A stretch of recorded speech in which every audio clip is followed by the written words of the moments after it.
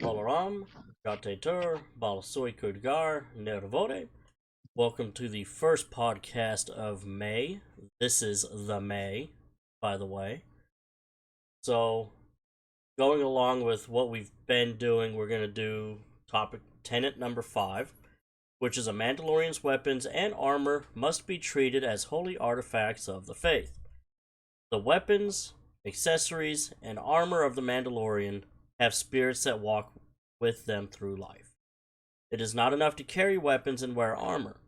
The Mandalorian must maintain them and keep them in good working order. The act of cleaning and maintenance is an act of thanks and respect to the spirits of the article. Likewise, donning and removing one's weapons and armor must be done with respect, giving thanks to the spirit for helping you to protect yourself and others. So I think we'll be able to get a lot out of this tenant, more so than we will the ones where it takes situations to elaborate off of, like the last 2 months. Because we can go more in depth into the weapons and armor themselves. Like, for example, I'll show the one that I have from Mark Masters that I currently wear now. And I know Discord won't see it, but the people who watch on Twitch will. I've got the Mythosaur skull. I've got the Sigil of the Way. And it's actually an archery arm guard I recently found out. Whereas a vambrace will wrap all the way around, much like one I'm now showing, my old one, where it actually wraps all the way around. If I can remember which way the camera turns on this instead of backwards.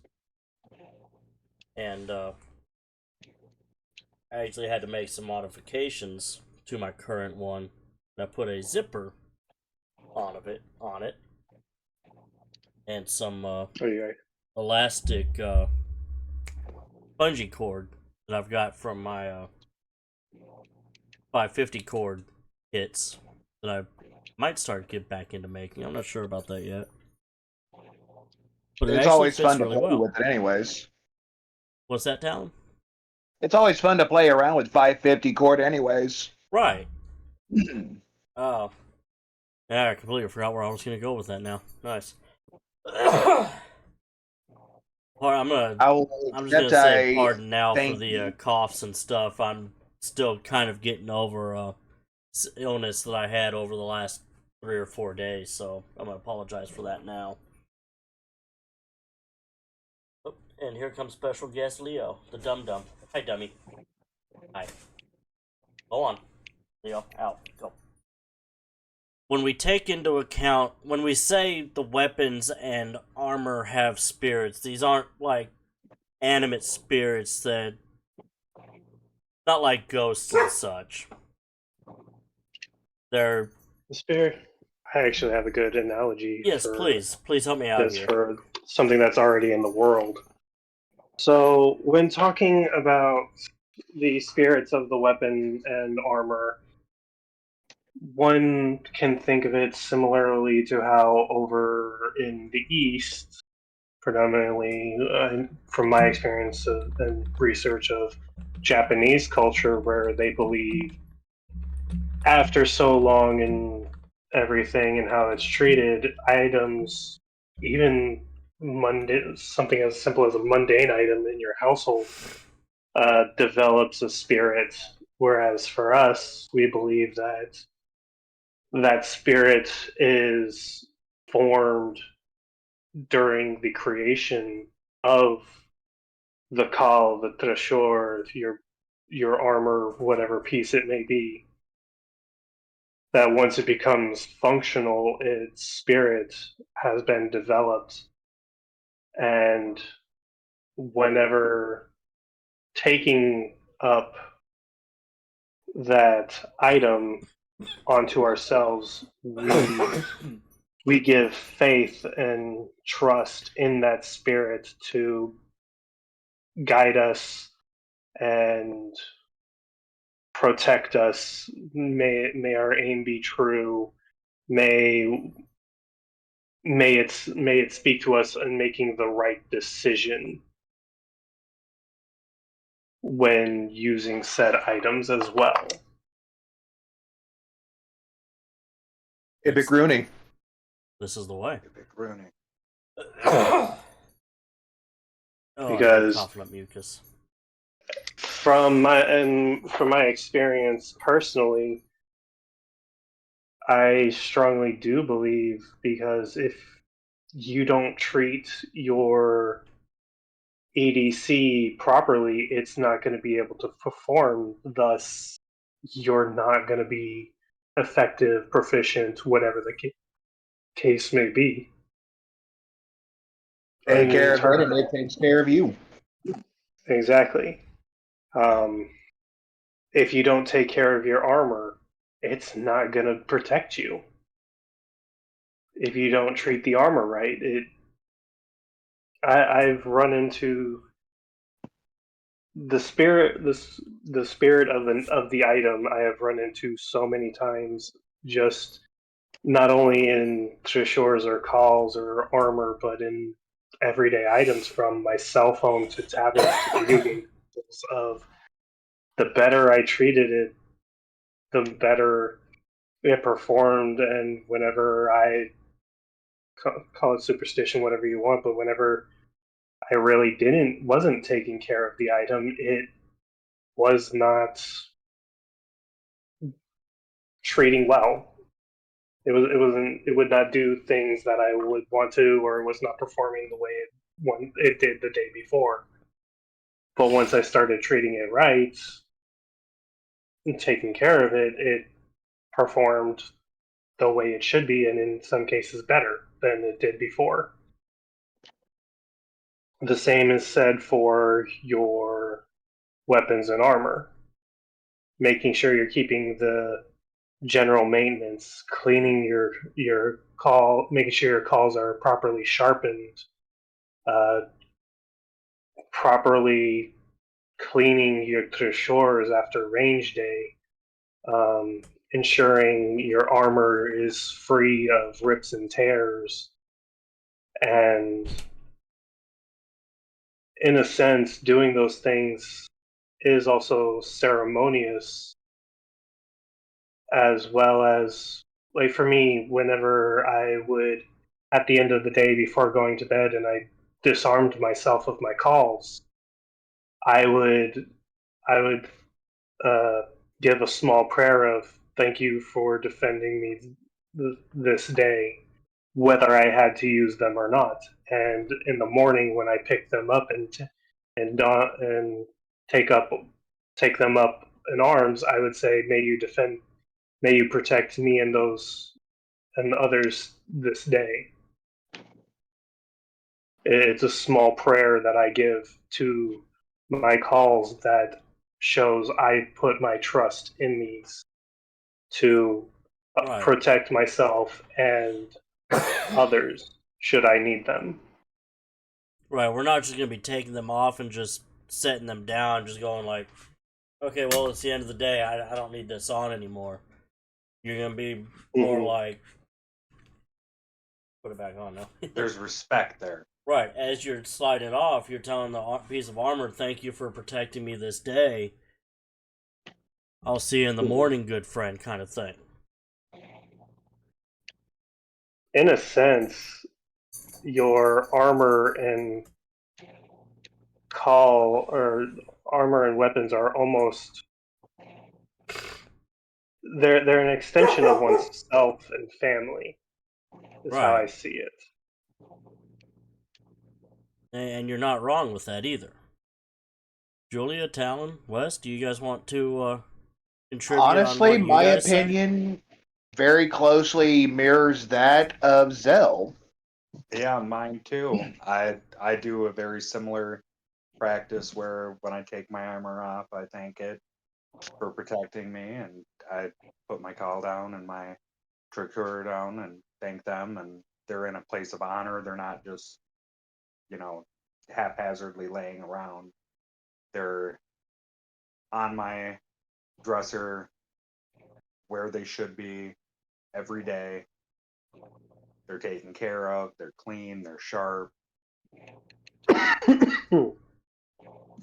mean, they're you got to take care of your stuff. Right. Treat it with respect. And If you don't take care of it, it won't take care of you. Exactly. What I don't know if it's the same with y'all, but what I will do is I'll take my baton and my carry call, and I'll actually kind of set them inside of my van brace, my armor, and set that down in a place of respect instead of just like, okay, I've got my baton, I got my knife, I got my armor. I've got all three in one. You have a sort of an altar area for them. I wish I could call it an altar. It gets set up on top of my bar counter where I put all of my daily stuff. And I wish I could show you because I can't turn camera on for Discord and have it on for Twitch at the same time. Do you get what I'm saying? I'll take the van brace off and I'll set the knife and the baton inside of where my wrist would go. And then that will get set down on top of the bar. Where all of my keys, my wallet, my sunglasses, anything that I carry for the day will go right there. For the majority of my life, personally, I've always kind of lived off of the Shoei Shinto mindset of everyday items essentially have a spirit of their own. The tree has its own, rocks, water, or not water, but rivers, things like that. Right.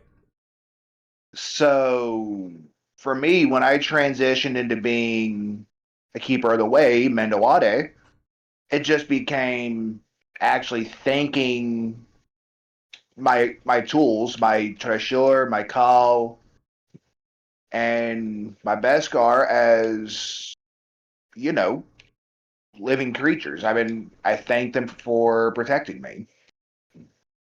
Mm-hmm. And this is going to sound a little odd, but I tell them good night.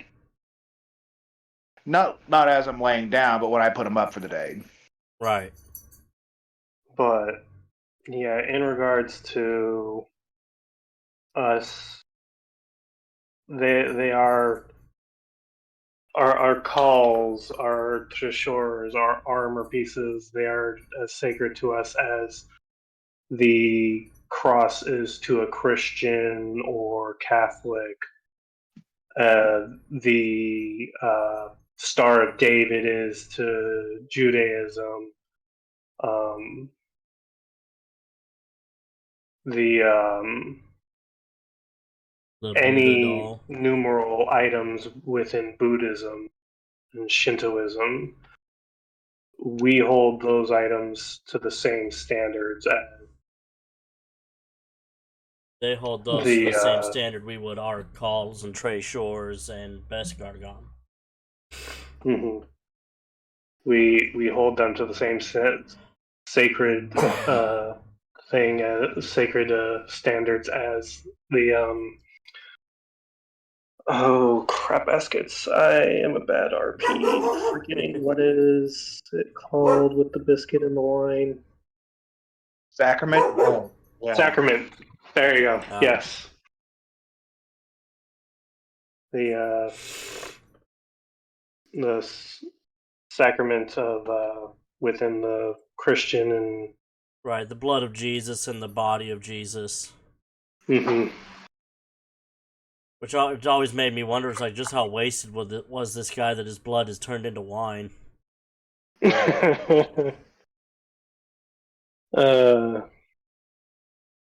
Sorry, I stole that from Family Guy, I'm not gonna lie.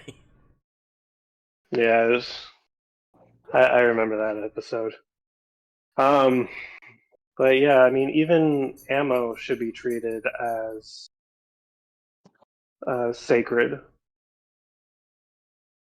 If you do your own reloads, don't do them half-assed. For one, it's dangerous to half-ass doing reloads. Right. But second, if you don't take sincerity in creating them,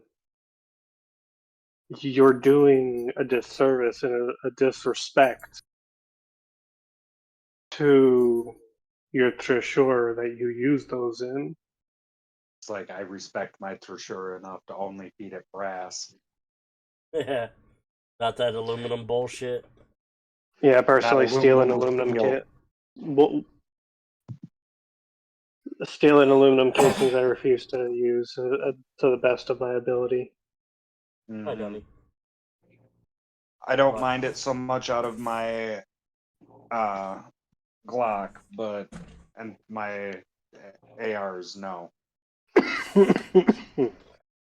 Especially in ARs. ARs do not like. No. No.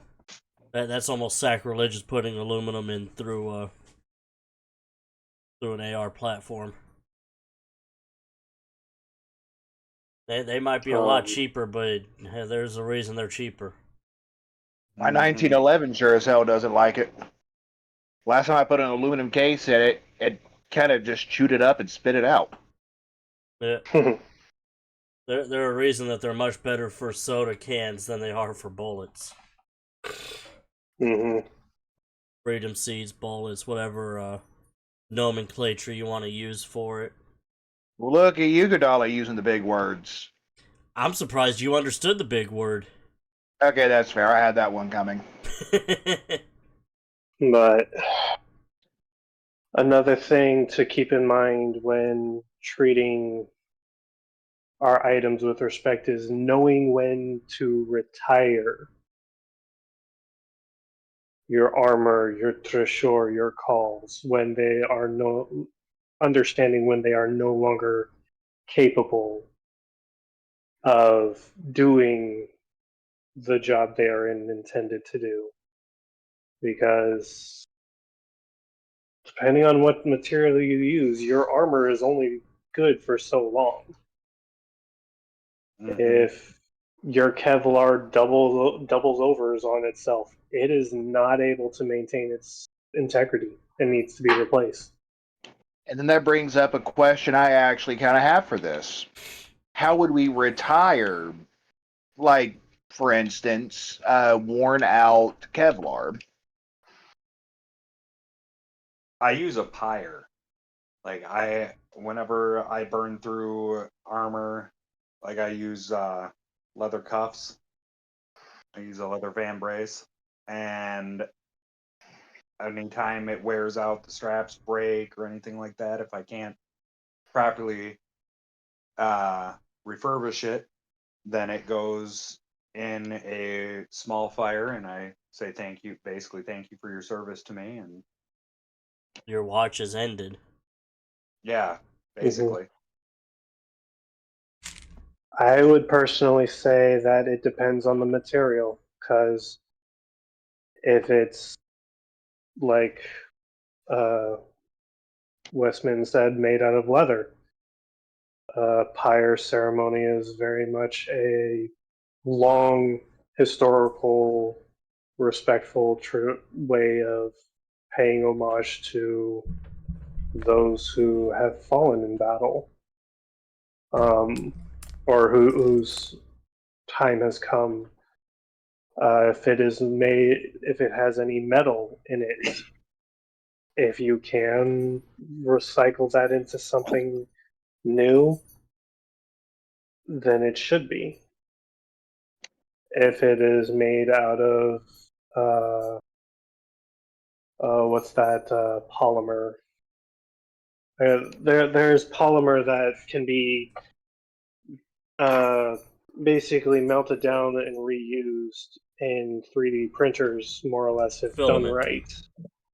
There are polymer filaments that, Yeah, if ABS. you are able to chip it down and then melt it into new filaments, of course, it only has so many times you can do so, but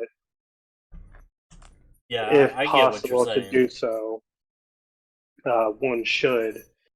If it is made out of Kevlar, that's a little harder to come up with. Yeah, leave her alone. That one might have to have discussions about. For Best of that my answer in knowledge right regards to now, Kevlar, because I know some would say try to reuse it. Others would probably say a pyre funeral. Some may say to refurbish it as something that's not armor related. So I think that's something that we are going to have to talk with the Allure about on that one. right. But from and I should clarify in regards to what I am saying is these are all personal thoughts that through being a student of history and a fledgling crafter by nature and everything, just things that feel right to do when talking about retiring armor calls and things of the nature. When it comes to calls, if possible, getting them reforged. Trishores, similar thing. Refurbish, replace calls unless they completely go out are practically forever if taken care of properly. Aaron, I have it has to be at least a 15-year-old Smith and Wesson boot knife that just because I've been taking care of it for so long, it has yet to give up the ghost. Nice. And it's just as sharp as the day I bought it, if not a little bit sharper. Yeah, I was gonna say it's usually sharper than store bought. Well, I'm going to be honest with myself. Sometimes I do get a little behind on sharpening if I haven't used it in a bit. Yeah. Learning to properly sharpen your calls is very much something one should do if they have calls as their EDC. Which, personal opinion, one should have a call because you only have so many Rounds. rounds that eventually, and God forbid, because then you really are in some trouble. If you run out of ammo, using your Trishore as a bludgeoning tool, while possible, I can't agree with it, to be honest.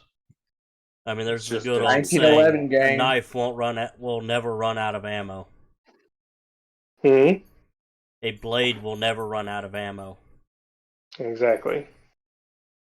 And I have photos. I know I've said it before in the podcast. I have photos as to why it is that police will shoot you if you have a blade. Because all you need in reality is 3 inches. Right. Yep. All you need is a blade of 3 inches, and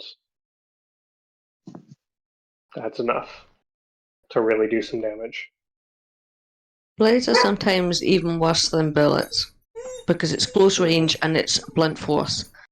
If you sharpen it wrong, you could actually destroy the blade, or you could even bend it. You probably got more chance of surviving in theory a bullet from a distance than a knife at close range if it's full kinetic force. Right. Exactly. I'm better with knives. From where I'm from, we don't actually bury blades. That's kind of, we view that as superstitious. We actually sea bury them because the ocean is pure, and the amount of heat it would take to try and smelt down to not reuse something. It depends on the metal if it can be, reforged. So we would normally basically bury it at sea because the sea is clean. The same with tin. I can see that. One way to view it is where I'm from, even like shoe horses, for example, are now popular to put on your doors as decoration. But before that, they were superstitious. People collected them as good luck charms because it was viewed that the person who forged it imbued a strength to it. And with the strength, with whether it was, shoe horses, even a nail to keep a house together, whether it was a knife, an axe, or vice versa, it was not viewed as the trader's mark guaranteed you, but it was that it was imbued with, the strength of that, and basically a person.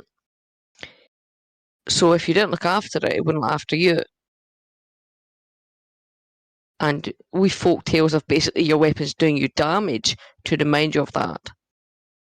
So it's not so much a spirit, it is a person, if that makes sense. But we wouldn't do a sentimental on Kote Kiram, which means basically, glory death, which means pyre basically. We wouldn't really do that. To put something to the fire is not actually a death, it's more like renewal, but it's like a new person. But in the case that an item maybe is too much soul or has lost the soul, me personally, I would do the sea burial, which is to give it rest, if that makes sense. Right. It does. But you're talking about armor, I'm talking specifically weaponry. Ignoring Braveheart and throwing swords and vice versa, we actually are very attached to the Skindu, for example. And for those that are less versed in Scottish culture, could you tell us what a skindu is? The little knife. Almost like a dirk. That's the English name for it. Skindu is a bit like shadow, a small knife. But it's a bit like shadow luck. It's a kind of quirky term.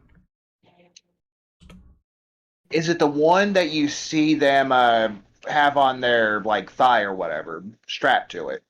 Yeah, it's that little one. Rainiana, how do you spell that? S-K-I-N. No, it's SG. We don't have so we don't say so I'm saying ski and do, and that's how you say it. It's not spelled like that though. How do you spell it? I want to look it up for visual reference for me. Right, so it's SGAAN. Duv is silent. It's ski and do. We have silent letters, so it's SGIAN DUBH. Ski and do. You might be able to get it if you do SKU. DUBH? Okay, yeah. I've Yeah. And you should know by now that language, it's never going to be spelled the way it sounds. Mm-hmm. Okay, so it's a that knife little, is the one that's supposed to go in the sock, correct? So it's actually, what I'm finding is about a 9-inch medieval Scottish Highland knife is what it's coming up with. It's fixed blade with a sheath, and it can have any kind of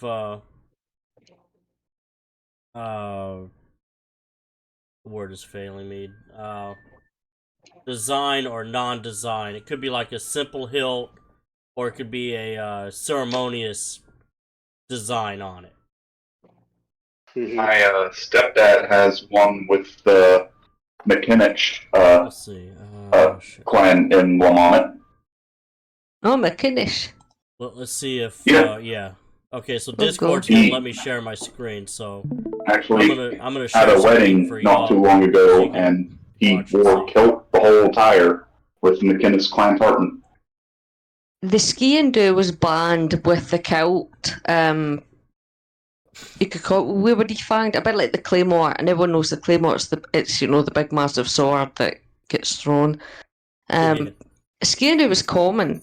It's a short blade, and that was the That was your defence and offence, and it's still common. In Scotland, you can kind of get away with having one as long as you're in a wedding attire, which is the kind of criteria we're not allowed anything classed as a weapon. Right, I think I remember you talking about this a month or two ago. The UK government considers anything over 3 inches, which is like your pinky, as a lethal weapon. Right. So you can't carry it. Technically a nail file falls under that if you sharpen it enough. A pen goes under that. So if it looks like a blade, they will basically take it off you regardless. But if you were to dress in Highland attire, like full Scottish, and go and walk down, a street in London, they won't touch you because it's classed as a wedding dress up. But the traditional weapon of Scotland is a skean dhu, which basically just is, a small dagger. Yeah, that's exactly what I'm looking at. Which but is it's showing it's around a 9-inch blade or 9-inch length. I'm assuming probably like 4 or 5 inches for the handle, or 4 or 5 inches for blade. Mm-hmm. It's a very close contact blade. It's not, like it's not a sword, which is like a claymore, but skiing dues were extremely traditional and were basically women would have them as well, but basically everyone would have them. Claymores were more expensive. We weren't really I would say adventurous, but the Highlands are a kind of funny melting pot to talk about because you've got, bows and arrows and vice versa. Traditional weaponry was preferred, so skiing dhu became popular after being banned for 200 years. So we can have them, but if you try and buy them in a shop, you're more likely going to get a dud, which is basically you'll see a hilt and then a fake. It's basically just plastic. It's glued. You can't even open it. There's no blade. So to get a proper skiing dhu, a lot of people go with silver. It's actually quite hard to convince someone to sell you sterling steel or even good steel. Most of the original skiing dhus were destroyed. They were actually smelted down. So I like the bottle opener one. That's funny. I like that one. Yeah, that's common at weddings. You'll normally find them in gift shops. It's a very cheeky way of getting around the no blade. Well, traditionally, the head or the throne, the top of the knife was actually made with deer horn. And it was because the stag was a strong animal, and also the spirit of the stag, the robustness, right, would be with you. So the best way to describe it maybe is that animals were not, in theory, killed for, just cruelty. Certain attributes were associated with it, so the horns are not, massive. But the proper burial, roughly, for a skiing dhu would be for basically Calich, which is the sea hag. It means you put it to rest in the sea, so it's purified and it rests. If that makes sense. Yeah, wrong. Fire isn't wrong. It's just, I think, with the culture twist of what happened when the Celtic culture collapsed and, Highlands and things were smelted, fire was kind of viewed as bad because everything got smelted. The skiing dhus got smelted, claymores got smelted, sigils got smelted, everything in my culture basically got smelted if it was worth a value and sent to England. So I'm not saying fire bad. Fire purifies and it can be remade into something else. But if I had a skiing dhu and you were going to take it off me and I had no choice, I would throw it into the sea, basically. Right. Then give it up. Well, then I would say in regards to that, it would be because, just as honorable as on land a pyre funeral for warriors is the burial at sea that we still do to this day. I mean, we have on ships in the U.S. Navy, will from time to time will take on requests from people who have served in the military, their remains, and we will do a burial at sea for them. It is one of the things I had to learn about being an RP, because that is something that is part of my job, is basically running burial at seas. To be fair, I can understand when my grandparents died, and I got their well, your heritage. You're basically given a few things, and I got a few rings. They weren't good to me, and it fit me, and I did not feel right having them. So me, much like the skin do, I was on a ferry and I threw them overboard. That's not to be ignorant. That is actually because, in my belief and in many other people's beliefs, the sea is a mirror. The weapon is not gone, it is laid to rest, and it will wait for you until it's your time, to go through the water to pass. Now that's maybe Celtic mythology. We are very superstitious of water and reflection. So the reflection of your blade, if your blade is shining your face, it's judging you. It's seeing you. If that makes sense. You're seeing. No one wants to see the reflection because no one looks pretty in it. But you view yourself differently when you see it. So for me, my grandparents had died, and not bad omens, but lay them to rest. Put them in the ocean. They might be fine. Someone might find them 1,000 years. Well, yeah, that's fine. But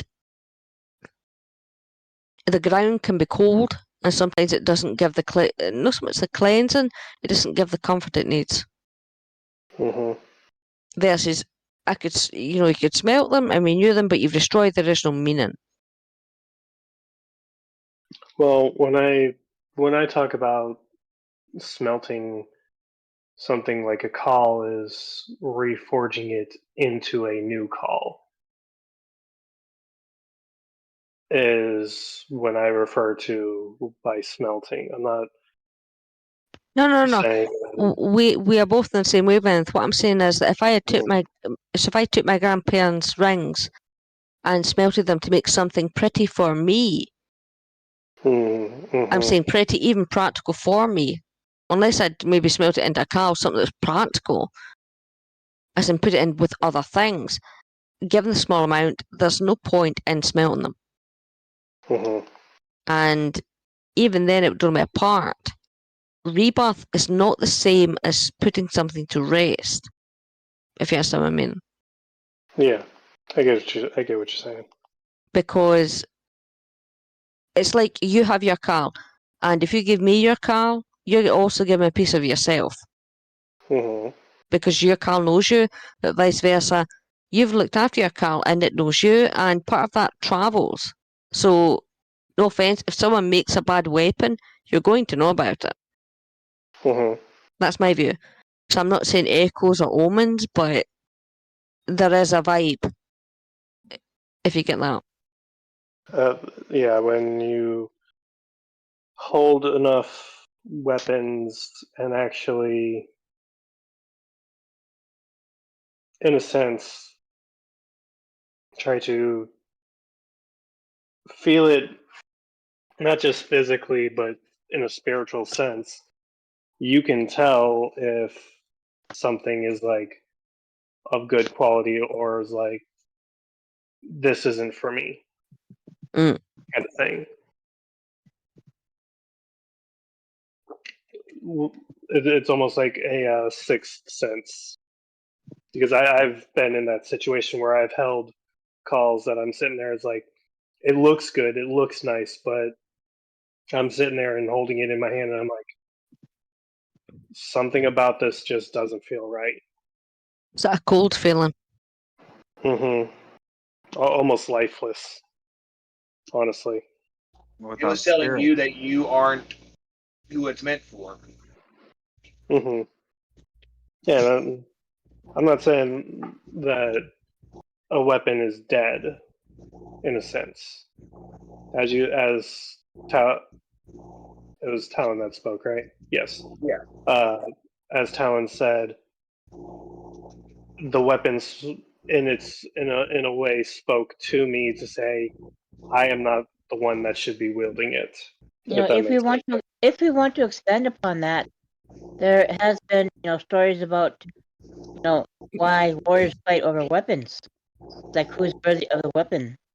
If we fight something and we win it in a fair square way, we sort of win the spirit of that weapon as well, and that spirit serves us, which is kind of but when we retire a weapon, let's say we take had a knife and I accidentally broke it. I'm gonna grieve the loss of that weapon, and maybe I'll melt it down and make myself a brand new blade or something. When I do that, I also have to address the spirit of the blade. In that, I'm gonna apologize for breaking the blade, and I'm also going to try to make amends by forging a brand new one. I'm going to either ask for the original spirit to occupy the blade again, or I'll say that that spirit and I will part company, and a new spirit will occupy the new blade. Just I respect that. You know, um, my acknowledgement of the spirit that I did not treat well when I broke the blade. Kind of like, sorry for what I did. I'll let you go. And when I make the blade, I'll draw in a new spirit that I will not hopefully treat as badly as I did this spirit. I think we ought to we ought to work in such a way so that spirits have a good opinion of us. Right. Mm-hmm. So it's like we can let spirits go and we can draw spirits in. So Yes. as I said before, when we take something, let's say something is broken beyond, and we're going to retire it. We could just say that we're going to have the spirit be released from the item, and recycle the item. Or sometimes, what we'll do is we'll like take the item and bury it on our property, and we'll ask that the spirit remain, to guard our property. It's just, the remains are on our land, but the spirit stays there with the item, kind of being like a lookout for our land. So let me There are ask. different ways. There are different ways of treating it. You can either keep a hold of the spirit, or you can let it go. Depending upon how you want to dispose of the item that you're no longer using. Personally, I think with how commercial the world is, people don't appreciate weapons, or they don't appreciate even what they have.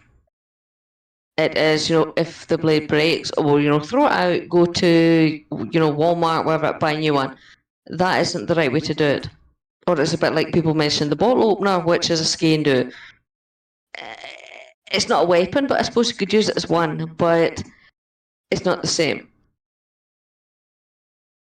It doesn't have the same respect, and you would pick that up and throw it into a kitchen drawer, not thinking about it, and you wouldn't,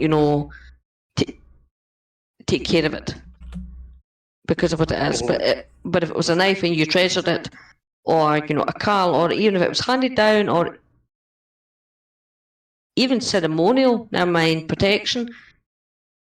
If you look after it, it looks after you. If you don't, you'll know about it. And I have many skein do. I'm just not allowed to take them out of the house. So. Mm-hmm. Also, but we have the fake ones, by the way. Tidbit. It's the ones where this is spring. So if you try and stab someone, it pushes in. That actually is a thing, by the way. That's the second alternative to the duds, which are the glued ones, which is the scabbard and the hilt. Well, if I have one of the spring ones, I could probably stab you to death in maybe 10 years, but it wouldn't really go well. No. It's all about perseverance, Mm-hmm. Well, for me, I would say the ski and do is becoming less traditional and more viewed as tact because it's commercialised. and we're not allowed anything over like 3 centimeters.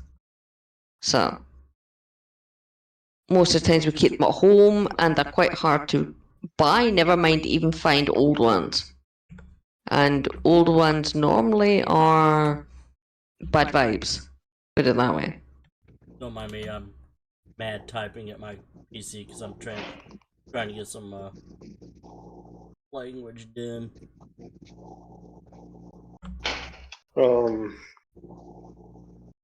I went over to Facebook, grabbed everything that Talon had posted there. And I don't know if have you been posting every day, Talon? Because I only found like 3 or 4 things. I post every single day. See, I searched your name and I only found Jot Jahal, Sinvetin, and the Kuyira Nukuria Ibactiones. That's all I found were those 3 things from the last time I grabbed language from you. Well, that sounds odd because I and have definitely Shabik. been posting every day. Yeah, I've seen them. I swear I don't have you blocked. No, I should kick you for that one. I'm just trying to make sure, I would never block you. Well, I didn't figure you would. But then I got the message that you sent me earlier with the courtesy of Rainiana lesson. I got it in there now. I would say in regards to laying one's weapon or armor to rest, personally, the only time it should go into the ground is when the Mendoa is Laid to rest. laid to rest himself. Like if I'm going down, my weapons are going with me. If they choose, unless they choose for their armor to be passed on to their next of kin, which I would see us doing in the Mandalorian way. Right. Because we would want our memory to live on with that armor with our future generations, our descendants. And just because I die doesn't mean my Bezbe has to suffer with me. Exactly. Rainiana, thanks for sending those, but now it's telling me see more, and I can't see more. So I've got the word and I've got the pronunciation, but I don't have the English translation. You can give me the mad kitty face all you want. But if I can't see the English version of it, it don't help me. Because I'm pretty sure not everything here translates to see more. And that's where you're wrong. It all means Seymour. And not the word. See the more name. butts. Ha Dude, was Seymour.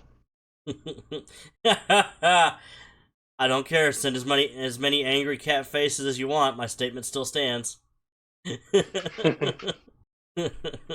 she has sent me 1, 2, 3, 4, 5, 6, 7, 8, 9, 10, 11, 12, 13, 16 angry cat faces in one message.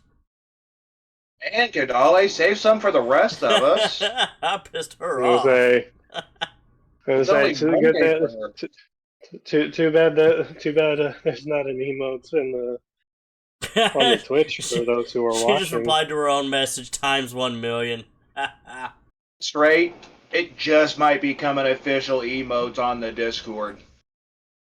I'm all for it. Yep. I approve.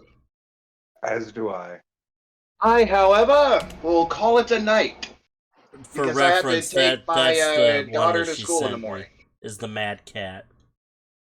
All right, Dylan. Have a good night. Jateka. Jateka. All right, love you.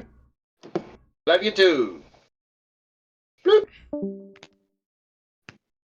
And then there were 5. Yeah, there's about 2, 4, because I gotta be off the floor. Well, it's about time we move into language anyways. We've been talking on this for about an hour now, so that's about our average. Let's get on into our language lesson, brought to you by me. So to start it off, like I was saying, was I've got the the phrase or word a day that Talon puts up on Facebook. First is the translation of cheers, which is Jat Jahal. Then we've got Seen Veteen, which is a fresh start or a clean slate, literally a white field, virgin snow, a term indicating the erasing of a person's past when they become Mandalorian, and that they will only be judged by what they do from that point forward. Like the first turn of a screw cancels all debts for sailors kind of thing. And then we've got a good old phrase from Shakespeare, to be or not to be, that is the question. Corir ra nu carir, ibakti onesh. Coir ra nu coir, ibakti onesh. To be or not to be, that is the question. And then right below it, we've got Shabik, which is fuck it, fuck this, fuck that, pretty much fuck everything. Which is probably what a Mandalorian is going to say right after they hear the to be or not to be. And then going into more useful phrases, we've got Bezbe, which is a slang for kit, meaning your kit. We've got Bezbe Treshe, which is weapons, the poetic weapons / guns. We've got Drakon, which is a cannon or heavy gun. We've got Kon, which is big gun, sarcastic name for powerful weapons like minigun or something alike. We've got Shutresh, which is the shotgun variety. We've got Treshiral, which is the term for gunpowder. Treshiral. We've got Treshior, which is the term for blaster or pistol. We've got Gukal, which is the term for a throwing knife. Kal, simply blade or knife. Beskad is a slightly curved saber, aka a sword. Dalab, which is a sheath or scabbard, but apparently it's going to piss people off because it's related to Dala, which I'm not exactly sure what that one translates to. That is, it has been used to translate for as an insult, calling one a kitty cat. I think I know who that one's supposed to piss off. Mm-hmm.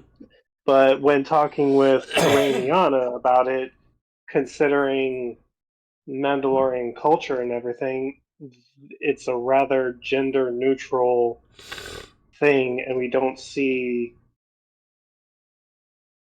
no one gender is more superior than the other. Right, and as a warrior. That is the way with Mandalore. We Mm-hmm. don't judge based off of what's in your pants or not. We're all equal under the helm. We may agree that biologically speaking, yes, men may be stronger biologically, but that doesn't make a female any less of a warrior. Right. So to use that as an insult didn't really feel right. So we've kind of changed that. Right. There's actually it's not a motto, it's more of a phrase which is meant to be inspiring, and it's by Karen, who, to be polite without me getting censored, she didn't like feminists, but she says train your sons to be strong, but your daughters to be stronger.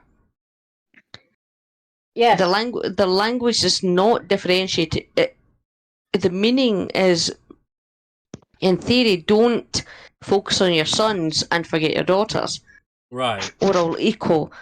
On the language side, I would just say to be very careful of the word dalab, which is sheath. It is a trigger word, and you'll find that in armour, that a lot of people don't like dalab, they don't like dala, and it's basically a fisticuff word of the gender neutral side, Okay. and it's because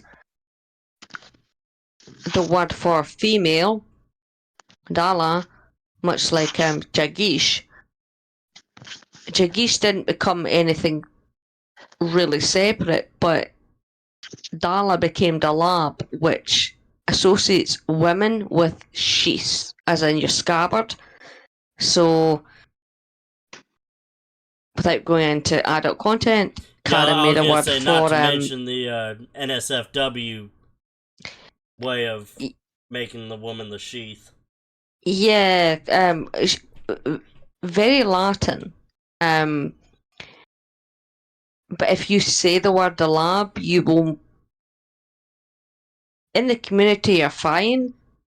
With keepers, if you go out of the community, you might find. We won't find. You're probably not going to find physical bunches in real life, but you're going to find internet warriors jumping on you, screaming at you over this word. So many people make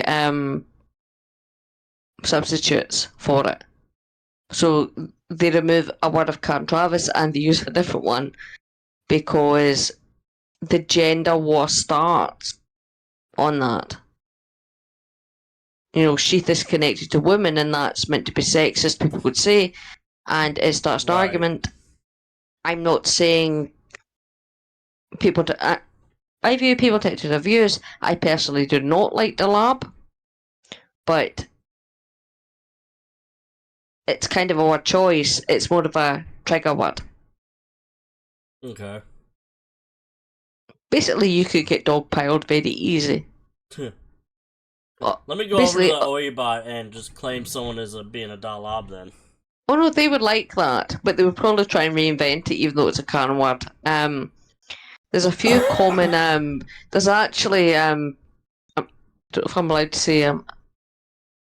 The person who made the word is Izzy.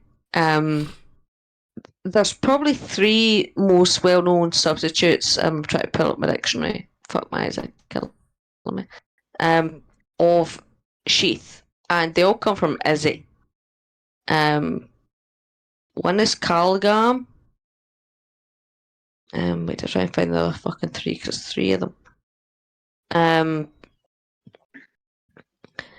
So people make substitutes of how to try and say sheath without dalab, and it gets a bit iffy and most people don't know it, but it stops the argument. But it's also, how would you view a sheath? Did you say Kalgam? Like K-A-L beaten G-A-M? K-A-L beaten G-A-M. Kalgam. Okay, that's what I thought you said. Is a fan. It is fan, and I'm trying to put up there's 2 other terms to go with that. Oh, fuck.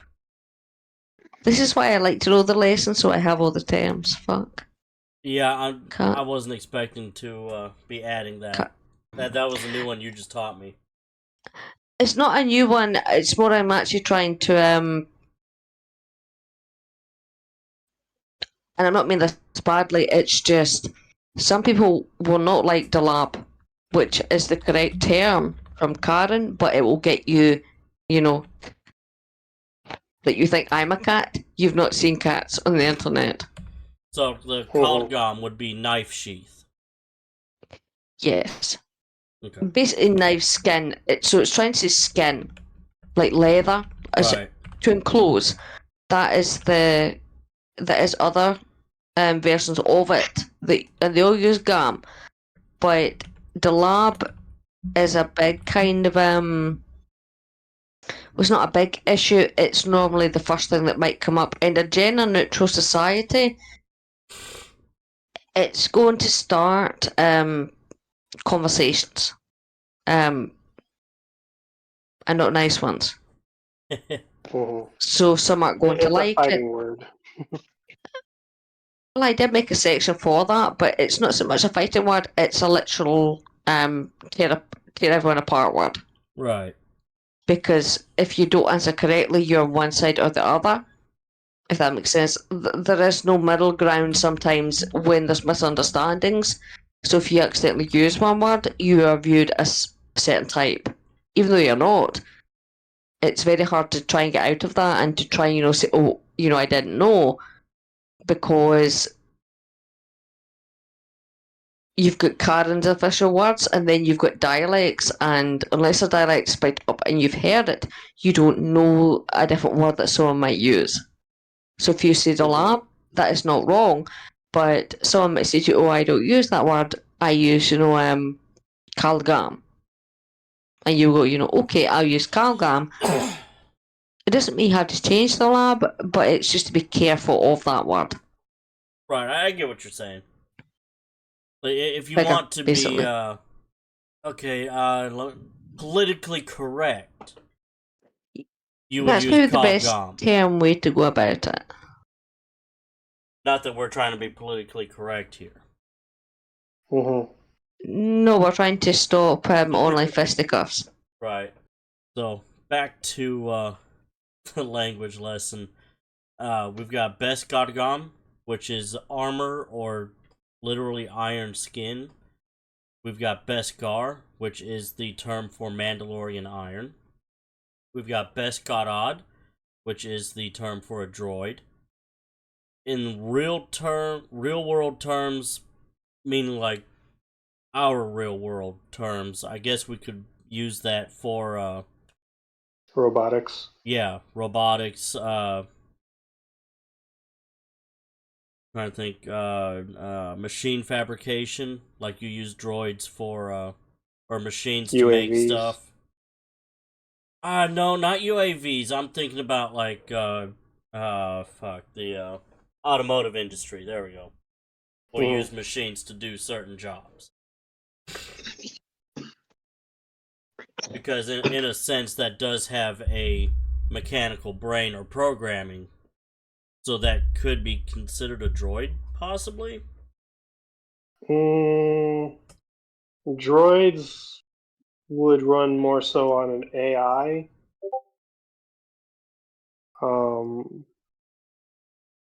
We run more on an AI system more so than a main program, if that makes sense.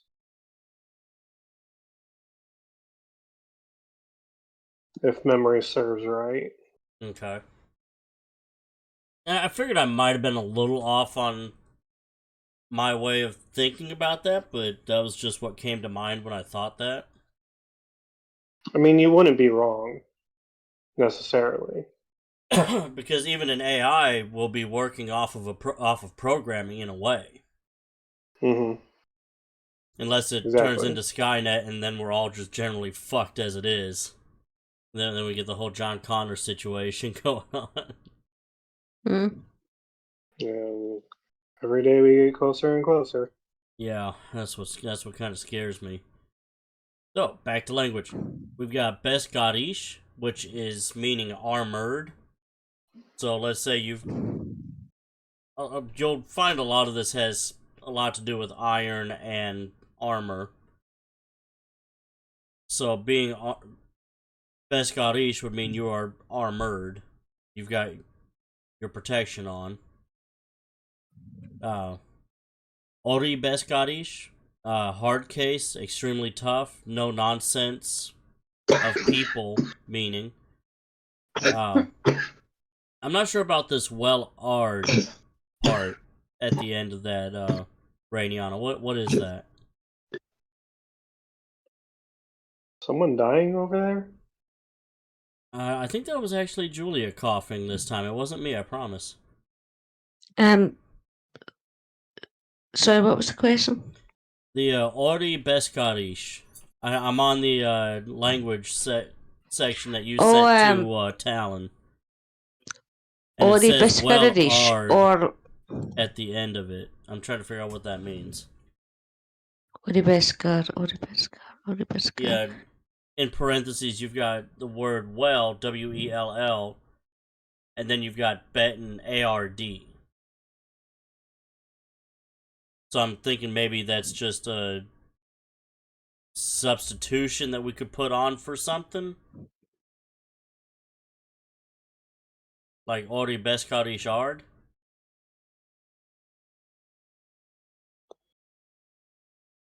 Hold on, let me copy paste this specific to you. Beskaradish, that sounds like droids.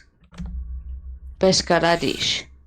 And while she's trying to figure that out, I'll keep moving on. We've got a Kali Kir, which is to stab with a narrow blade or skewer, which is a verb. No, I do. No, I mean I do recognise it, and it's well hard. It's like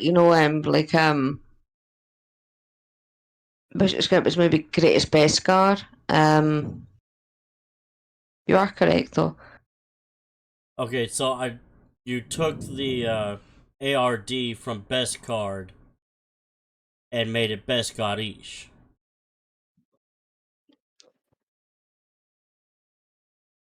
No, I didn't make that. That is Karen. That's Karen Travis. So what she's saying there is Ori, which is great, and you've got Beskar, which is metal. Right. So it's Ori Beskar Adish. So it's an objective. So it's like well hard. So it's basically saying great hardness. Okay. There's an S implied there, so that's where the ish comes from. So it's an objective, so well hard, as if that's extremely tough. That isn't me. That's Karen Travis. I actually misunderstood and thought you were saying Biscarad and Biscaradish, which she uses for droids in an audio. Sorry. So that basically means well hard, as in something extremely hard. So it's as hard. It's extremely hard as Beskar. It's best to describe it. Like tough.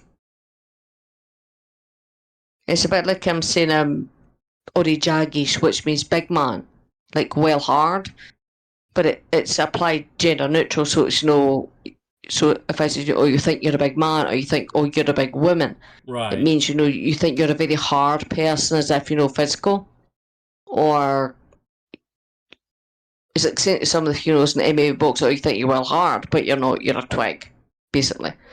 Right. I think I get it. The well hard, but H and that, but basically means, in that sense, it's positive. It means, you're extremely hard, as in, hard man. Right. Like Big Bill or you think you're some kind of big, tough person, but you're really not. Well, in this sense, the hard case is like, imagine a Marine who is like a Marine that will eat nails for breakfast, as if gives no shits. Then you're Ori Biscaradish. I don't know about nails, but I know they eat crayons. I'm basically mean take no shits, but it's an intermilitary thing over here. I'll be AFK one little minute. Okay. So take no shits definitely does sound Marine. Yeah. So moving on, we've got Traciar, which is to shoot or open fire. So if you want to say open fire, Traciar. There you go. Traciar. Or Traciar Mav, fire at will. So you'd probably hear that one more likely than open fire. You'd say Traciar Mav, fire at will, and then Will just ducks. Bad. Thanks. Bad. Open fire! Fire at will! That's a what one. did I ever do to you? That's a 1. We do not promote friendly fire. But Will could be the bad guy. It's Will Wheaton. There we go.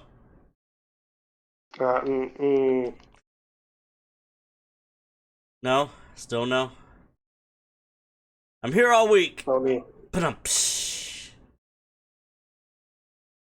I would just try to avoid all problematic situations. So we've got Seirim, which is aim. Or you've got K-Serim, take aim. And then we've got the Kalgam, which is knife skin or sheath. Then I'm going to move back into, we got Kadgam, Kalgam, or Kaldgam, which is short sword sheath, knife sheath, or blade sheath. Companion to Kabgam, which is why C-section on why Dalab is a horrible word, possibly a slur, and why it probably shouldn't be used except in a specific take your pick use of the word. There we go. That's what I was trying to get at. My bad. Mm-hmm. And that's pretty much it for what I've got on language. About a 20-25 minute language lesson right there, along with some description on why we use certain terms and why we should not use certain terms. Are we in the after hours? No, not yet. Oh, so I actually made a couple of phrases the other day. I don't know why I think I was watching TikTok. I think that's why, and I came across the good old the poison for Cusco. That poison, which is te pir karam par Cusco, ibak pir karam.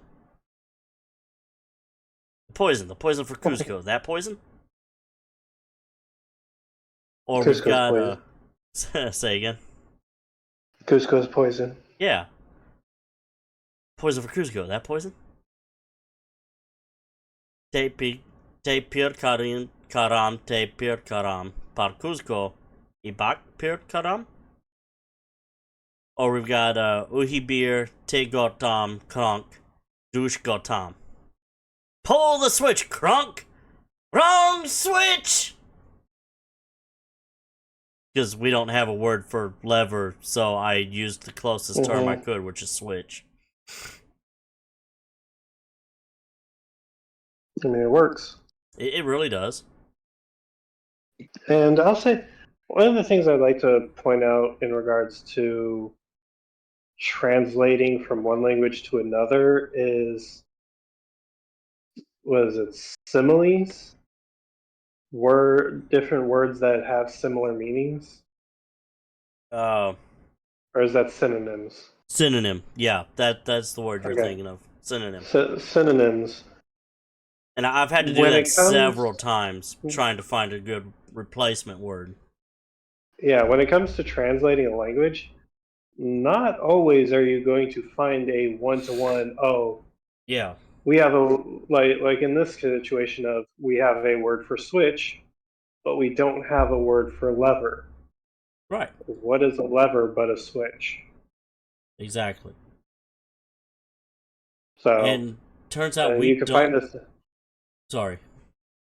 It is not uncommon when translating English and other languages amongst each other that you won't find a direct translation. No, and there was another one. We don't have a word for infection or virus, Mm-hmm. but we've got the one for poison. But do we... So then Rainiana jumped in yesterday at like 2 a.m. with Baranov or Baranov with the optional Tolasi to specify immune system, which is the BAAR plus the ARA NOV for body defense.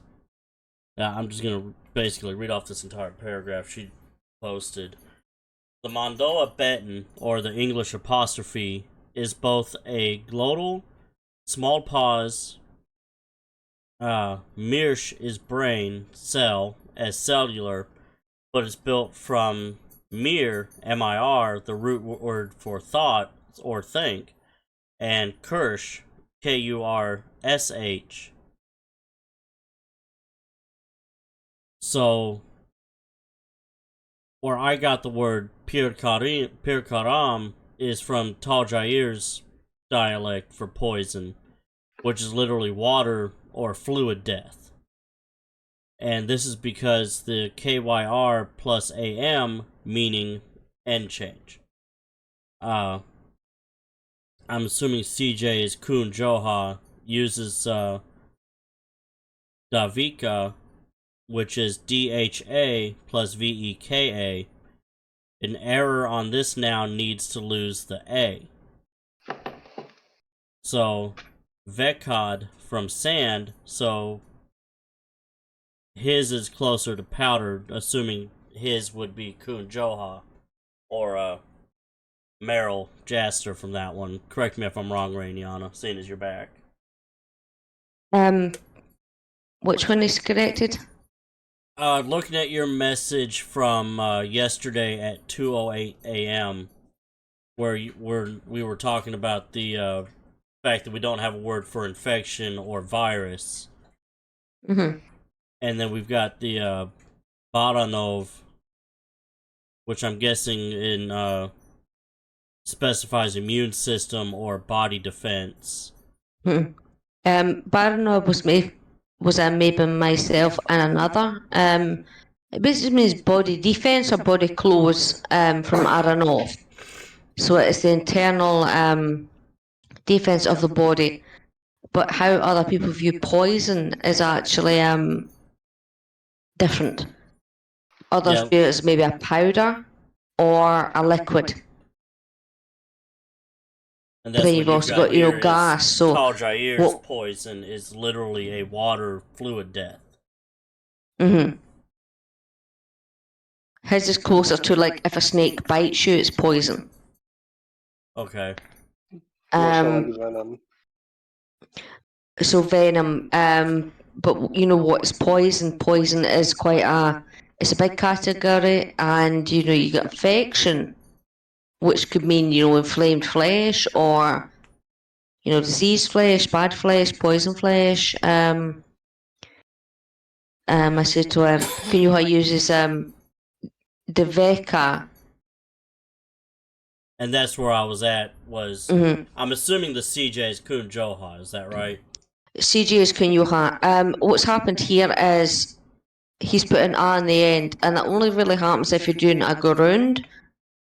He's listed this as a noun, so his would mean basically the vec, or he's missing something from basically the backside of it, the R, or if there was anything behind it. It looks like Vekar, so it probably is the Vekar. So and that's where you get the Vekad from sand part, is he dropped the D off of it. Mm-hmm.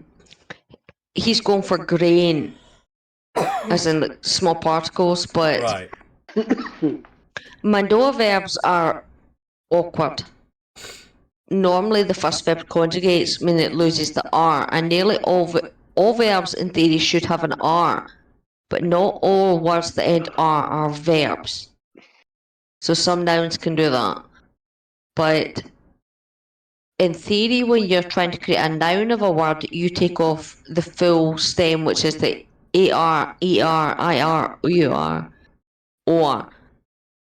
You take that completely off and you're given the noun, theoretically. It depends if the noun has been made from an adjective. And right. Confusing, but from this, he really should drop the A. So either he should have kept a whole, as in the Vekad, or Davek, and drop the ad. Mado is odd in this, in that the infinitive verb, that is the one that ends the R. It already contains the part that says, to do, to go, to be. It's really got the to in it. That's why we don't need it in front of it. And that is where it gets difficult when you use that verb. So normally, if you go with Karen Travis, she always uses a to something on the second verb, meaning you conjugate the first, meaning removal of the first R, and you keep the second R. That's not the same under tense. If it gets tensed, as in wanted, wanted, wanting, and wanting to do, you would put a tent in front of it and it would conjugate. So want would change and lets you just become, Venkopani, Rukopani. But it's very hard to get that on the second verb. Right. So I want normally is the first verb, so it always conjugates. If that makes sense. I'm sure it will at one point. I'm sure it'll click in me. So then we've got infection, which you imply is a spread. Closest to that is the Gai Elir. I'm assuming I'm pronouncing that right. And I don't think, no offense, anyone can pronounce that one right. Which one? Even Gai Elir. Gai Elir. Gaia.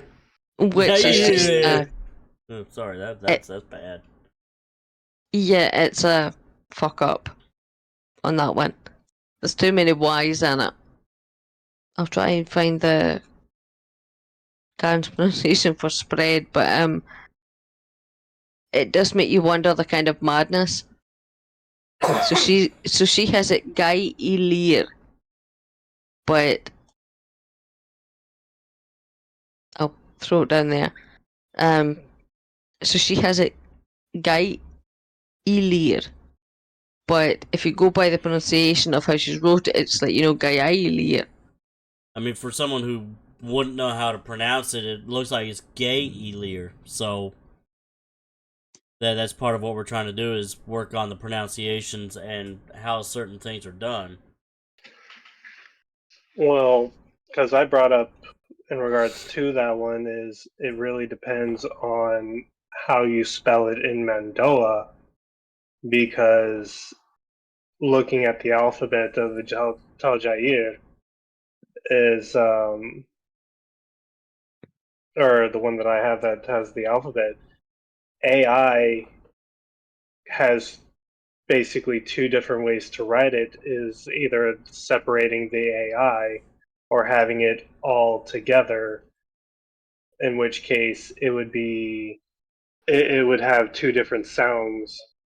Right. And when talking with Rainiana, I believe it was like yesterday that we were actually just talking about this, or the day before, how with like other languages, particularly Asian, East Asia, Chinese and Japanese, depending on what character you use, it sounds the same when speaking.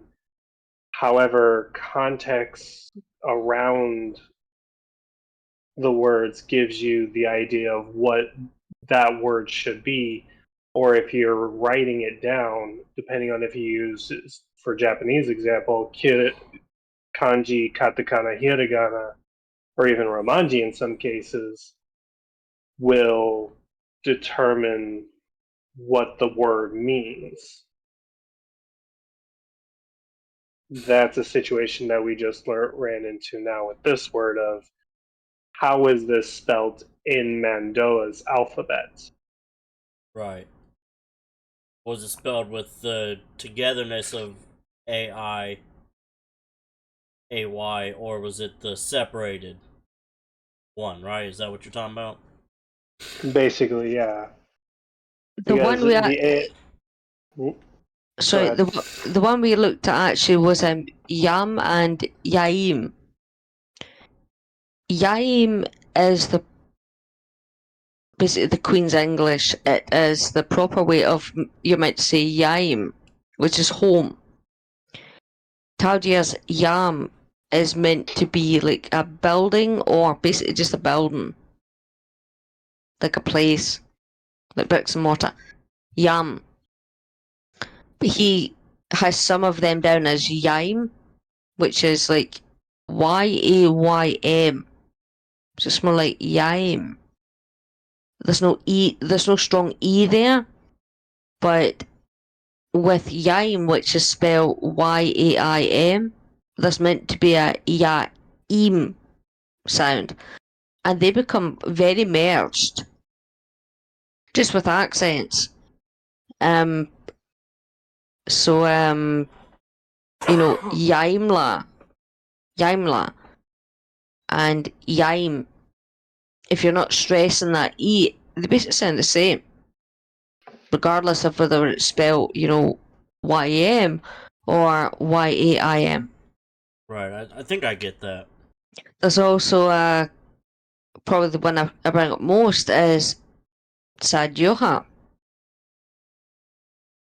Taldir has merged, or he merged Z. So you're not Sadyoha, you're meant to be Zadyoha. Right, I saw that as that TS, it makes a Z sound. So it's basically the TS on once. I want that. So I'll probably get slaughtered online if I'm heard about saying this, but that is a failure of his accent versus the sound.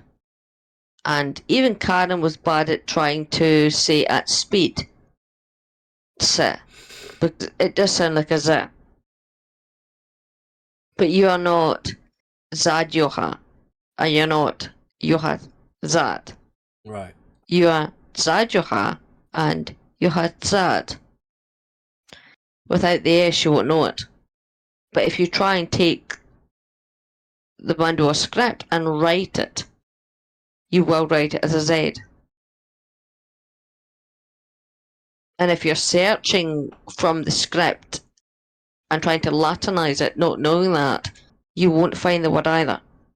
Right, because you wouldn't know that it's spelled TSAD, even though it's pronounced ZAD. Some were pronounced Z and some were not.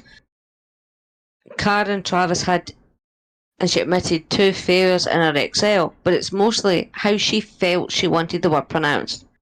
So it's not stable. So when you standardise a dialect, you cut sounds out and you try and rectify it. So for Talgier, TS was removed and it became S and Z. But with that created problems of it works for the script in that it helps you if you understand that. But if you don't know the difference between Zad and Sad, you won't know it. Okay, Kendall's back. The problem was originally created by Karen in that. And it's like, Sikador. We have Sikador, but it's not spelt Z. And Talgier knows that, so he never corrected that. But on Karen's TS for the TSA combinations, he turned them all to Z, which is kind of incorrect. He did try and create his own sound rules for it, but it didn't really work. If that makes sense. But it's more of how do you want to be pronounced? If that makes sense. So we can either pronounce it with like Johazad or Johazad. Basically. If in theory you took away the Latinization, how would you want to be said? And then the font theoretically comes into a clash of that. It's how do you want to be said? And then you also have to take into consideration different accents. Yeah, we're on the language side right now, Kando. I mean, I'm going very quickly over. I'll post them. You see at the very end that he deliberately changes Tikala, which is a merge. I'm not complaining. It does make sense. I'm trying to think where I put this. Put it in my door. There's a complete removal there that he has labelled that. So that's his. And then I'll go and get Karen's. So let me just break down what Rainiana has messaged into the language channel. It's the what we've been talking about is the Z versus TS breakdown. So we've got TSAD being pronounced ZAHD, Zod, which is alliance or group. We've got Zod Ba'id Ralkar, which is basically the Republic. We've got Zod Droten, group of people, Senate, Assembly, Republic. Zadar, which I'm assuming means include. Is that right? Or is it missing its English translation? That's meant to be said as in to include something or to Okay. include. That's what I was kind of leaning towards, because then it's got the verb and Zadar spelling. Mhm. Then we've got Zikador, which is to prepare or get ready as a verb. Then we've got Zikala, which is prepared or ready. So it'll go from Zikador to Zikala. And then we've got Karen's side of it, which is the TSAD being pronounced SAHD, which is Sod, alliance or group. Then we've got Sod Droten, group of people or republic. Sod Droten, Senate, Assembly. But then you've also got it with the Z pronunciation, Zikador or Zikala. Is that supposed to be Zikador or Zikala? And you just didn't change the Z to an S? I have changed nothing. That is me taking Karen's raw pronunciation. It really comes down to how do you view "se" at the end of it, and I could probably prove it. I'm trying to find it. Because there's only a couple differences that I've noticed between those, and that's the Sod or Zod, and then the Sod Droten or Zod Droten. Those are the only two that have the different spelling. The others are the same. The spelling is a problem, and there's maybe 3 reasons for that. 1, Karen Travis admitted that her Excel sheet was correcting her spelling. And 2, if I say once, once, that's very similar to a Z. And if I was to say to you, Sad, very fast, it's going to sound like Zad. Z and Z sound very similar. Right. If that makes sense. The audio I've sent, you hear her. Karen is trying to say "ts" as in once. She's not very good at it, especially at speed. And so I would argue it's not a Z. So you are not Yoha Zad. You are Yoha Zad, and that's why. So the pronunciation is corrected by Talgia, but he's still leaving that in his pronunciation, where he's leaving like Sikala, the TS combination. Right. There is a sound there, but it's merged. Right, and I can get how that's easier to pronounce as a Z than it is try to do the TS sound. I would actually say the TS is easier, but that's because I know what once means. But for those of us who don't know that Z might be a little bit easier. Yeah, but if I went into that, I would look racist, so I'm not going to do that. Hush, dummies. The simple answer is it's not easy for someone if, no offense, they don't speak English. Or maybe speak a Slavic language which doesn't have that. Which is me moving my eyes one side to say, not saying the language, but... Right. So that's what happened there, but Karen's TS was unstable, and it is unstable. But if you listen to her in the Sith dialogue, she's trying to say sad and she's failing miserably. Much like her R's. She can't say an R with a shit. Or sick, basically. So it's more of, do you want something in to emphasize something or not? So is it Yaim? Is it Yaim? Or is it Yam? If all you've got is the font, you won't know what you're saying. Mm-hmm.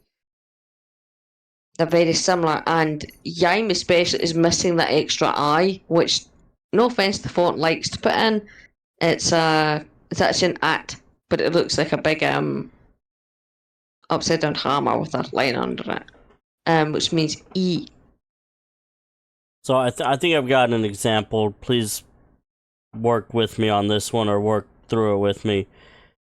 On the Yam or Yaim, we've got Manda Yam or Manda Yaim. Would that be close to what you're trying to describe?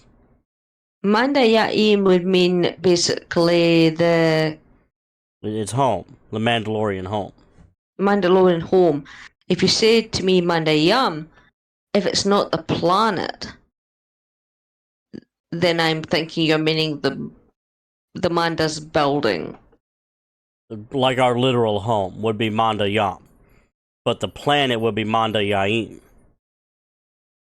Building is like a... Or the other way around. Building is like a structure. That makes sense? Like Right. a building, a post office, like generic. So Taudia's Yam is like, building. Yaim means your home. So, Manda Yaim. So if I would say, Mandalore, I would say, Manda Yaim. Right, the so home of Manda the Yam Manda. would be the physical structure. Manda Yaim would be the planet or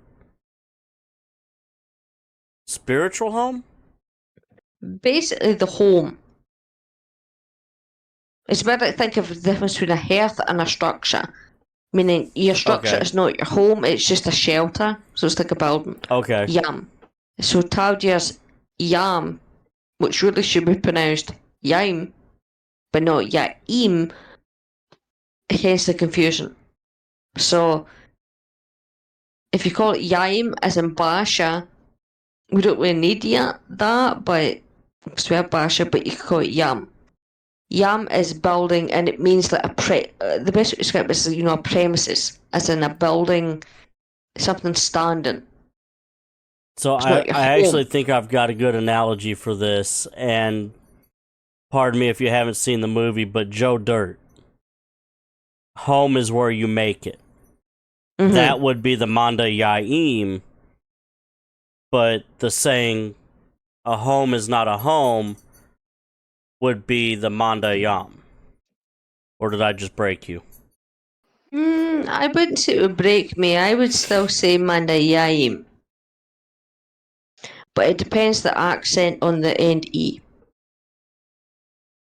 At the end of the day, your Yam might still sound the same as Yaim. And there's nothing wrong with that. I'm not saying you sound like that, I'm just saying there's nothing wrong with that. Right. I'm just trying to clarify it for those who would want to know the clarification. Yaim and Yaim, which I'm saying faster, is, think of it as like your home place, your hearth, your cradle, and Right. it's your home place, your safety. And that's where Yeah. home is where you make it. So Manda Yaim. So not Manda Sure, Yam, as in a clam. Like a clam clamps. Clam. Manda Yaim. But when it comes to Yam, that is for Taugia, it should be Yaim Right. without the Eam. But it's more like building or structure, it's cold. Like, post office, you have no feeling to it. If that makes sense. It's It does. basically a business structure. Separate from you, you do your produce, and it's not your home. You're not going to live in it. I mean, no offense, to go into a banker's house would probably look very awkward. Well, You'd be quite, the way that I'm scared. thinking about that is Manda Yam would be when you just purchased it, versus Manda Yaim, you've been living there for a few years now, you've made it your home. And you could view it as that. A structure does not make it a home. But more of the, I think the word was Yamla, which actually was Yamla, homely. That's fail on the E sound there, but it meant Yaimla, meaning homely, comfortable, Right. settled, Okay. settled basically. But with the YA combination, it looks like Yam, which is more like structurally, if that makes sense. If you were to go by, what Tardia's done before. So it's a bit like saying, a house is the home if your family's not in it. Right. If that And makes sense. that's what I think that's what we were getting at. Well, mine was the opposite, but mine's a contradiction of that. But No, I think we were being the same. Where Manda Yam is Yam, not Yaim. Yam is the structure. Where Yaim would mean you have made it your place to live. That is your home. basically, if that makes sense. Yeah, it does. So we're actually getting close to the 2-hour mark. I'm going to go ahead and start wrapping it up. Basically want to thank everyone who has stumbled on or chosen to stay watching or listening to this. Again, apologize for all of the coughing and such that I've been doing. Hopefully, in a couple days, we'll be healed up and ready to go around the next time.